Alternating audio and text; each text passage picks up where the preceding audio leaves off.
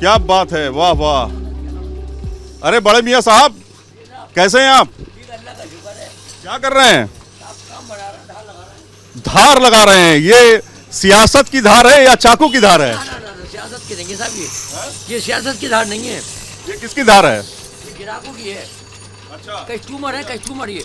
अच्छा, हाँ, ये धार लग रही है साहब। ये आप देख रहे हैं, ये दुकान जो है कितने साल पुरानी है? 300 बरस हो गए। 300 साल पुरानी दुकान है और यहाँ पर चाकू पर धार लगाई जाती है। कहते हैं रामपुर के चाकू अलग ही तरह के होते हैं। पिक्चरों में आपने, मूवीज में सुना होगा रामपुरिया चाकू, लेकिन यहाँ पर चाकुओं में धार लगाई जाती है। वो चाकू जो कि कमज़ोर हो गए उनमें फिर से धार लगाई जाती है। लेकिन इस बार सियासत में क्या चल रहा है, सियासत में किस तरह की धार लगाई जा रही है, उस पर भी बातचीत करते हैं। हमारे साथ में बुजुर्ग चाचा हैं, उनसे भी बातचीत करेंगे। चाचा, बड़े मियाँ कहाँ चले? मैं कहाँ बताऊँगा, मैं तो घर जाऊँगा। हाँ भैया, आप घर जाएंगे, लेकिन 24 में इलेक्शन हो रहा है ना? सब अपने अपने दावे कर रहे हैं। मोदी जी का भी अपना दावा है। क्या लग रहा है इस बार इलेक्शन में, चुनाव में क्या लग रहा है? हम चुनाव में तो सही लग रहा है, हम अगर सही तरीके से चला जाए तो। हाँ, आप किसकी तरफ हो? हाँ मैं, हाँ। ये मुझसे मत पूछो। अरे राज की बात बता दे चाचा। हाँ नहीं, मैं नहीं बताता हूँ। हाँ। अरे बता दे। अरे जवाब है, बस साहब है। वोट तो डालोगे ना? हाँ, वोट तो आप डालेंगे। डालोगे ना? हाँ कहाँ? हाँ, नहीं बताएंगे। क्या आपको क्या लग रहा है 2024 में क्या मुद्दे हैं? माहौल अच्छा है, पहले से अच्छा है और सबको मिली जुली सरकार बनी, मगर ये है मोदी जी सही काम कर रहे हैं और मोदी जी के आने की संभावना लग रही है। नाम क्या रहा आपका? मेरा नाम जमील अहमद। जमील भाई, मुसलमान तो मोदी की तरफ जाते नहीं थे पहले, आप क्यों जाने लगे? अब उन्होंने एक नारा दिया है 370 पार कर लिया तो 411 सीटें तो दिखाई रहे हैं चैनल पे बराबर, तो 411 दिखाना तो। आपका वोट कहाँ जाने वाला है? अरे सबके साथ में ही है हम भी। सबका साथ सबका विकास। हाँ, तो ये है यहाँ का चुनावी गणित। कुछ बच्चे हैं अभी जवान हो रहे हैं, इनके भी वोट बनेंगे धीरे धीरे। लेकिन अब चलते हैं चाकू वाली बाजार में। चाकू वाली बाजार हमारा इंतजार कर रही है बड़े मियाँ का। चलिए, रामपुर में जिस तरह से सियासत में धार लगाई जाती है उसी तरीके से यहाँ चाकू में भी धार लगती है। चाकू एक बड़ा व्यापार माना जाता रहा है रामपुर का, और इसी से रामपुर की पहचान भी रही है। और आप ये जानते होंगे, ज़्यादातर फिल्मों में आपको रामपुरी चाकू ही दिखते होंगे। कुछ इस तरह के चाकू जिसमें एक विलन अपने आप को दिखाता है कि उसके पास चाकू है, वो भी रामपुरी। लेकिन ये तो एक कला है और इस कला को दूर दूर तक लोग पहचानते भी हैं। और यही वजह है कि आप देखिए कितनी बारीकी से ये सारा काम जो है किया जाता है। चाकू को किस तरह से तराशा जाता है, उसके कवर को किस तरह से तराशा जाता है, ये आप तस्वीरों में देख सकते हैं। ये देखिए मछली वाला, मछली की शेप का चाकू यहाँ पे आप तस्वीरों में देखिए। ये देखिए एक ये चाकू किस तरह से इसको तराशा गया है, ये आप खूबसूरती देख सकते हैं। इसके कमान को देख सकते हैं किस तरह से खूबसूरती से इसको तराशा गया है। ये एक आप देख सकते हैं। कुछ इस तरह के चाकू जो हैं वो आज बाज़ार में आपको देखने को मिलेंगे, और बहुत ही कम लोग हैं जो अब इसके व्यापार से जुड़े हुए हैं, जिन्होंने तय किया हुआ है कि हम इस बिज़नेस को ख़त्म नहीं होने देंगे। लेकिन यहाँ पे शावेज़ भाई हैं, उनसे बातचीत करते हैं। शावेज़ भाई, आपका स्वागत है बड़े मियाँ कहाँ चले के शो में। सियासत और चाकू कहीं ना कहीं इन सब चीज़ों को लेकर के इस बार 2024 का चुनाव किधर जाता हुआ दिखाई दे रहा है? सर, चुनाव का जहाँ तक सवाल है तो चुनाव में तो यह है कि सर जिसने जो अच्छा काम किया है उसके हिसाब से उधर ही जाना चाहिए उसे। और ऐसा नहीं है कि बीजेपी की सरकार में भी काम बहुत हुए हैं और कर रहे हैं, जो आज तक नहीं हुए वो भी काम हो रहे हैं। और प्लस ये है कि जो यहाँ पे समझिए जो क्राइम था वो क्राइम खत्म हो गया है यहाँ पे। लेकिन यहाँ आसपास के मुसलमान कह रहे हैं भैया सीए ले आए, यूसीसी ले आए हैं और इस तरह की चीज़ें हो रही मुसलमानों के खिलाफ। बताइए, तो इसको लेकर के डर नहीं लगता कि डर नहीं कि भाई मुसलमान कहीं ऐसा ना हो कि किनारे कर दिया जाए? नहीं, ऐसा तो नहीं है सर, बस कुछ अल्फाजी बातें हैं ये, वरना ऐसा नहीं है, दिल से कोई ऐसी बात नहीं है। सिर्फ यही है कि मतलब अगर जो भी अच्छा काम करेगा वो जीतेगा और उसी की मांग होगी। और मेरे हिसाब से कि अगर जो काम हम आखिर में क्या करते हैं, जो भी सरकार आखिर में करती है वो अगर शुरू से रेगुलर करती हुई चलेगी तो उस सरकार को कभी लोग भूलेंगे ही नहीं। रामपुर में कितने लोग मोदी के साथ हैं? सर, रामपुर में तो देखिए ऐसा है ना कि काफ़ी लोग, ज़्यादातर ही लोग मोदी के साथ हैं। ऐसा नहीं, मुसलमान मोदी के साथ है? मुसलमान भी मोदी के साथ है। मैंने कहा नहीं सर, इससे पहले सवाल कहा कि अगर अच्छा काम करेंगे, हिंदू हो या मुसलमान हो, सबको एक जगह होना ही चाहिए। अच्छा ये बताइए कि ये तराशते कैसे हैं? बड़े खूबसूरत नक्शे हैं, ये क्या है? क्या सर ये इसको हाथ से बनाया जाता है, जो कि हाथ की कारीगरी है इस चाकू के अंदर, और ये हाथ से बनाया जाता है। ये बटन से खुलना है, इस चाकू को, रामपुरी चाकू को बटन से खुलना है, बटन से ही बंद होता है, इसीलिए ये रामपुरी चाकू कहलाता है। ये तो ये फिल्मों में भी इसको देखा जी सर, जी फिल्मों में भी यहीं से गया है। ये बॉम्बे जो जाता है यहीं से चाकू जाता है, राम जो है जो पिक्चर में दिखाया जाता है वो रामपुरी ही चाकू दिखाया जाता है। तो ये देखिए रामपुरी चाकू की दुकान के साथ में एक आखिरी सवाल हम इनसे लेते हैं कि व्यापार कैसे चल रहा है? मोदी सरकार है, केंद्र सरकार की क्या योजनाओं का लाभ मिलता है? नहीं सर, कोई परेशानी नहीं है, हमारा व्यापार अच्छा है। अब से पहले व्यापार थोड़ा सा कम था, लेकिन जब से ये समझ लो कमिश्नर साहब ने जो चाकू लगाया है ना 20 फीट का, तो उससे हमें बहुत बेनिफिट मिला, और उसको कमिश्नर साहब ने बढ़ाने की भी कोशिश की। लेकिन कहते हैं यहाँ के तो नेता अगर कहें तो सिर्फ आजम खान होते थे। आजम खान का क्या हुआ? सर होते थे का मतलब ये है कि होते ऐसा है ना, नवाबों की नवाबियत नहीं है। नहीं सर, मैंने कहा नवाबों की नवाबियत ही नहीं रही, तो किसी की सर कुछ नहीं चलेगी। अब पब्लिक बेवकूफ़ नहीं है, पब्लिक समझदार है, जो अच्छा काम करेगा हमेशा उसी के साथ है। जो अच्छा काम करेगा हमेशा उसी के साथ है। रामपुर ने ये तय कर लिया है। आगे और भी कहानियां हैं। रामपुर में सिर्फ रामपुरी चाकू ही नहीं, बल्कि तमाम ऐसे कारोबारी हैं जो अपनी कला का प्रदर्शन भी कर रहे हैं। इस समय हम घारतुंगा रामपुर में मौजूद हैं और आपको दिखाते हैं ये लकड़ी के टुकड़े। दरअसल इनसे कुछ ऐसी चीज़ें बनाई जाती हैं जिसे देख करके आप कहेंगे वाह क्या चीज़ बनाई है।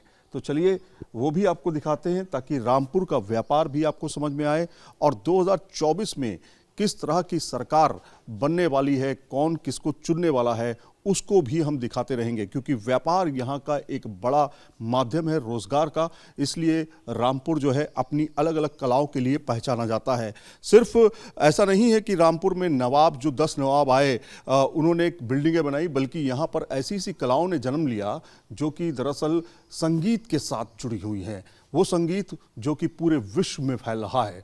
अब आपको दिखाते हैं जिस संगीत की मैं बात कर रहा हूँ। दरअसल यहाँ पे आप इंस्ट्रूमेंट्स जो हैं वो आपको दिखाते हैं। ये हैं रामपुर की पहचान, जिसे हम चाकू के नाम से भी जानते हैं, लेकिन यहाँ पे पहचान है वायलिन के नाम से। ये देखिए ये खूबसूरत सा वायलिन जो है यहीं डिज़ाइन किया जाता है, यहीं तैयार किया जाता है और यहीं से विश्व भर में जो है यहाँ से भेजा जाता है। ये एक अलग पहचान है रामपुर की जो संगीत के साथ जुड़ी हुई है। संगीत जो यहाँ पे लोगों के दिलों में है, संगीत जो यहाँ के लोगों के कारीगरों में है और कारीगर यहाँ पे इस तरह के इंस्ट्रूमेंट्स को बनाते हैं। सर नाम क्या है आपका? मेरा नाम वकार अहमद है। वकार भाई ये क्या है, किस तरह से आप लोग ये डिज़ाइन करते हैं? और वायलिन की खूबसूरती देख करके हम दंग रह गए, किस तरह से आप लोग इसको डिज़ाइन करते हैं? ये वायलिन है, इसे वायलिन कहते हैं। ये अलग अलग लकड़ियों से जोड़ के इसे बनाया जाता है। काफ़ी सारी इसमें लकड़ियाँ लगी हैं, मैपल की लगी हुई है, ये मैपल का है, ये एबनी है, फिंगर बोर्ड है, पैक्स से इसे तैयार किया जाता है। ये इसे तो बड़ी बारीकी से काम होता है, हम देखते हैं। इसे बहुत बारीकी से बहुत अच्छे से तैयार किया जाता है और इसे प्रॉपर ये हाथ से बनाया हुआ है। अच्छा। प्रॉपर हैंडमेड है, इसमें कोई ऐसा मशीनरी वर्क नहीं है जो इसे मशीन से बनाया जाता हो या कुछ हो, प्रॉपर हैंडमेड में। तो वायलिन की धुन जो है वो तो अभी नहीं सुनने को मिलेगी, लेकिन आप धुन की नज़ाकत यहाँ पे अब देखिए किस तरह से इसको जो है डिज़ाइन किया गया है। यहाँ पे तमाम आपको वायलिन देखने को मिल जाएंगे, लेकिन इस वायलिन की एक और खूबसूरती हम आपको दिखाएंगे। वो शायद आपने पहले नहीं देखी होगी, क्योंकि हिंदुस्तान में दरअसल वो देखने को बहुत ही कम मिलती है। वो भी इंस्ट्रूमेंट हमारे पास इस समय मौजूद है जो कि एक तरह से रामपुर की पहचान माना जाता है। पहले वो दिखाते हैं, फिर राजनीति की भी बात करेंगे। अब ये जो दूसरा इंस्ट्रूमेंट आप देख रहे हैं, दरअसल ये क्या है इसके बारे में भी जान लेते हैं कि ये क्या है, किस तरह से बनता है, इसका नाम क्या है? इसे ऊद कहते हैं। अच्छा। म्यूजिकल इंस्ट्रूमेंट ऊद। ये मोस्टली गल्फ कंट्रीज में बजाया जाता है, लेकिन गल्फ में ही आपको मिलेगा। अब हम इसे इंडिया में भी बनाते हैं, आज से नहीं काफ़ी वक्त से बनाते हैं। अच्छा, ये ऊद है और यहाँ पर हिंदुस्तान में बहुत ही कम इसका इस्तेमाल होता है। यहाँ कहें कि गल्फ कंट्रीज़ में इसका इस्तेमाल काफ़ी ज़्यादा होता है। तो ये इंस्ट्रूमेंट जो है वो क्या वायलिन से ये कितना अलग है, कितना डिफरेंट है? क्योंकि इसका शेप हम बिल्कुल अलग टाइप का देखें। ये बिल्कुल अलग है। ये वायलिन डिफरेंट होता है। वायलिन 4 स्ट्रिंग में होता है, ये 11th और 12th स्ट्रिंग में होता है। अच्छा। इसके ऊपर ये डिपेंड करता है। अच्छा। और ये इंडियन म्यूज़िक का नहीं है ये, अब विदेश में जो गल्फ में म्यूज़िक्स होते हैं उस तरह के म्यूज़िक पे इसे डिज़ाइन किया जाता है। इसमें जो तार का इस्तेमाल किया गया है, बड़े बारीक तार हैं ये क्या अलग अलग तरह के तार हैं? अलग अलग तरह के तार होते हैं, इसमें नायलॉन के तार हैं, कॉपर वाइंडिंग के हैं तार, ये सब इसमें यूज़ किए जाते हैं। सब बाहर से आते हैं ये तार बने हुए, ये अपने यहाँ, लेकिन इसे पूरा अपने यहाँ ही बनाया जाता है। इसको सांचे में आप ढालते होंगे तब इसको तैयार करते होंगे, इसमें किस तरह से? इसमें ये जो है, ये पीछे जो है सब एक एक लकड़ी इसमें जोड़ जोड़ के बनाया गया है इसे। ये सब जॉइंट है, कहीं से भी जॉइंट, कहीं से भी लग नहीं रहा कि कहीं से जॉइंट किया गया है, सिंगल पीस लग रहा है ये। हाँ, ये सब पीछे जॉइंट है, ऊपर में भी ये सब अलग अलग है, ये अलग सब हैंड वर्क किया हुआ है, ये प्रॉपर हैंड वर्क किया हुआ है इसमें। यहाँ भी सब हैंड वर्किंग है, जितना भी काम है सब इसमें हैंड वर्क। कितना वक्त लगता है इसको तैयार करने में? इसको तैयार करने में अप्रॉक्सीमेट 10 से 15 दिन का टाइम 10 से 15 दिन का वक्त लगता है। तो आप ये समझ गए कि बड़े मियाँ कहाँ चले में सिर्फ राजनीति की बात नहीं बल्कि कारोबार की भी बात है। कारोबार किस तरह के लोग कर रहे हैं। लेकिन अब हम बात करते हैं राजनीति की। इस बार क्या लग रहा है, क्या मुद्दे हैं मुसलमानों के खास तौर पे 2024 के लिए? 2024 के लिए रामपुर में तो कोई ऐसे ज़्यादा कोई ख़ास मुद्दे नहीं हैं, लेकिन फिर भी यह है कि अच्छा लग रहा है फिर भी आगे के लिए। लेकिन बहुत बड़े बड़े मुद्दे हैं, सीए है, यूसीसी है, ट्रिपल तलाक जैसे मुद्दे जो है सरकार लेकर के आई। और ख़ास तौर पे आप देखिए तमाम ऐसे मुद्दे जो हैं मुसलमानों के लिए, क्या सरकार की योजनाएं आप लोग तक पहुंच रही हैं? मोदी सरकार की योजनाएं हों या फिर राज्य सरकार की योजनाओं में तो यह है, हम तो गवर्नमेंट से ये कहते हैं ये प्रॉपर हैंडमेड म्यूजिकल इंस्ट्रूमेंट है, इसे बढ़ावा देना चाहिए। इंडिया का बना हुआ है, मेक इन इंडिया प्रोडक्ट है, जबकि ये यहाँ का है बना हुआ है, तो इसे टैक्स फ्री करना चाहिए। गवर्नमेंट ने इस पे 18% जीएसटी एप्लीकेबल कर दिया, जबकि चाइना मार्केट, चाइना का आता है, उसके ऊपर इतना टैक्सेबल नहीं है, उसकी कॉस्टिंग कम है, उसको बढ़ावा मिलता है। इंडिया के प्रोडक्ट को इतना बढ़ावा नहीं मिल पाता इसकी वजह। अच्छा, पीएम मोदी को भी ये गिफ्ट किया गया था वायलिन, आप ही के यहाँ का वायलिन था? जी जी। तो ये आप देखिए इस तरह का वायलिन जो है पीएम मोदी को गिफ्ट किया था यहाँ के सांसद ने। और इस तरह के वायलिन जो है ये मेक इन इंडिया है। ये दरअसल इंडिया का बना हुआ अपना खुद का इंस्ट्रूमेंट है जो देशों में नहीं विदेशों में बल्कि अपनी छटा बिखेर रहा है। इसको, इसके संगीत से लोग झूमते हैं और रामपुर को याद भी करते हैं। तो सफ़र जारी है, सिर्फ यहीं रुकना नहीं है। बड़े मियाँ कहाँ चले, आगे भी जारी है। रामपुर की अगर हम बात करें तो यहाँ पर 2014 में बीजेपी ने जीत हासिल की थी। उससे पहले तमाम पार्टियों ने अपना दमखम रखा था, लेकिन जीत का सेहरा कहीं ना कहीं समाजवादी पार्टी के सेहरे पर चढ़ता था। और ख़ासतौर पे अगर हम देखें तो कांग्रेस भी यहाँ पर पहले मजबूत थी, लेकिन 2014 के बाद स्थितियाँ बदलती चली गई। 2014 में यहाँ पर बीजेपी ने जीत हासिल की और उसके बाद 2019 में जो आजम खान थे उन्होंने अपना किला बचाया और कहीं ना कहीं जीत हासिल की। 2019 के बाद 2022 में फिर से बीजेपी ने यहाँ पे बाजी मारी और घनश्याम लोधी जो हैं उनको फिर से यहाँ पर कैंडिडेट बनाया गया है। लेकिन लोगों के बीच हम चलते हैं, जानने की कोशिश करते हैं कि आखिर इस बार के उनके मुद्दे क्या हैं। एक चाय की दुकान पे हम आ चुके हैं और इनसे जानने की कोशिश हम करेंगे कि आखिर इनके अपने मुद्दे क्या हैं।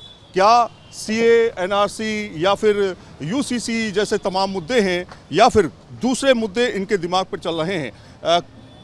कुछ भाई भी हैं यहाँ पर। नाम क्या है आपका? अब्दुल्ला। अब्दुल्ला भाई, क्या लग रहा है 2024 का चुनाव? सही लग रही है। कौन किसको इस बार चुनने का प्लान बनाया आपने? अभी कुछ पता नहीं। अभी कुछ पता नहीं, कोई तय नहीं किया है जी।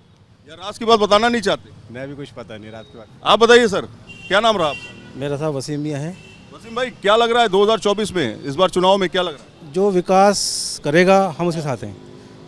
जो विकास करेगा, जो नौकरी और रोज़गार के मुद्दे पे बात करेगा हम उसके साथ हैं। विकास मेन हमारा मोटिव है, विकास। हमें विकास देखना है, ना कि पार्टी देखनी कोई। हमें विकास को आगे बढ़ाना है बस। विकास को आगे बढ़ाना, तो कौन सी पार्टी विकास कर रही है? भाई अभी तो फिलहाल तो हमारी बीजेपी पार्टी है उत्तर प्रदेश से। हमारे मुख्यमंत्री योगी आदित्यनाथ जी हैं, तो वो काफ़ी विकास किया है उन्होंने। लेकिन मुसलमान क्या अब धीरे धीरे बीजेपी के करीब होता जा रहा है क्या? भाई जो मैंने क्या कहा, जो विकास करेगा हम उसके साथ हैं। जो विकास करेगा वो उनके साथ हैं, ये बात बहुत बड़ी बात कही इन्होंने। चाय की दुकान चलाते हैं, रोजगार कैसा चल रहा है आपका? बिल्कुल डाउन है सर। बस ऐसे ही चल रहा है मामला, बस लॉज मोशन में हल्का फुल्का। अब ये है कि मंत्री साहब उसको देखेंगे, विकास के बारे में कुछ निर्णय लेंगे, तो हो सकता है कि आगे सरकार चुनने में। किसको चुनने का प्लान है? आपके सामने 2-3 ऑप्शन है, जाहिर तौर पर कांग्रेस है, समाजवादी पार्टी गठबंधन है, बीजेपी है। जो सर बेहतर काम करेगा हम तो उसी को वोट देंगे, जो बेहतर ही, जो रोजगार देगा उसको चुनेंगे। ये जो रोजगार करेगा उसको चुनेंगे। और तमाम लोग भाई हैं जो हमारे साथ जुड़े हुए हैं, कुछ लोग हैं उनसे हम जानना चाहते हैं। बुलेट पे बैठे हुए कुछ भाई लोग हैं, उनसे भी बातचीत कर लेते हैं। हाँ भाई साहब, अस्सलाम वालेकुम। वालेकुम अस्सलाम। ये बताइए कि आप बुलेट पे बैठे हुए हैं, कहीं जा रहे हैं, हम लोग बात कर रहे हैं बड़े मियाँ कहाँ चले। इस बार का इलेक्शन मुसलमान किधर? मुसलमान अपनी मर्ज़ी का मालिक है। उमूमी तौर पे मुझे लगता है कि मुसलमान जो है, अक्सरियत जो है वो समाजवादी की तरफ जाएगी, समाजवादी पार्टी की तरफ जाएगी। सीधे आपने बोल दिया समाजवादी पार्टी की तरफ, गठबंधन की तरफ। गठबंधन की तरफ से। अच्छा, आपका क्या कहना है? कौन है इस बार का आप लोग का मसीहा कौन है? दोनों का एक ही कहना है, जो हमारे खालिद भाई ने कह दिया वही हमारा कहना है। तो आप अपनी जुबान से भी कह दीजिए, आपका अपना वोट है, आपका अपना अधिकार है। पार्टी महागठबंधन। अच्छा, जी, महागठबंधन चलेगा? जी, महागठबंधन इंशाल्लाह। लेकिन सही बता दो ना, वोट कट गया, वाकई में वोट कट गया। ये बता दो जी, लहर किसकी? लहर तो इस टाइम बीजेपी की चल रही है, मगर आने वाले टाइम में कुछ पता नहीं चले, क्या पता। लो भाई, लहर बीजेपी की चल रही है ऐसा बोल रहे हैं तुम्हारे भाई तुम्हारे साथ में? ना, मैं इनके साथ में नहीं हूँ भाई साहब। इनके साथ में नहीं है? अच्छा, जो भी आने वाला फ्यूचर बता रहा है। बड़े मियाँ ये बता दो कि मुद्दे पर वोट दोगे? मुद्दे पे क्या मुद्दा है? देख लेंगे। मुद्दा तो इस टाइम बीजेपी का ही चल रहा है। आजम खान का तो बहुत बुरा हिसाब किताब है, उनको कोई। आजम खान तो तुम्हारे बड़े नेता माने जाते थे, क्या हुआ उनका? तो उनकी कहानी इंशाल्लाह। आजम खान तो बड़े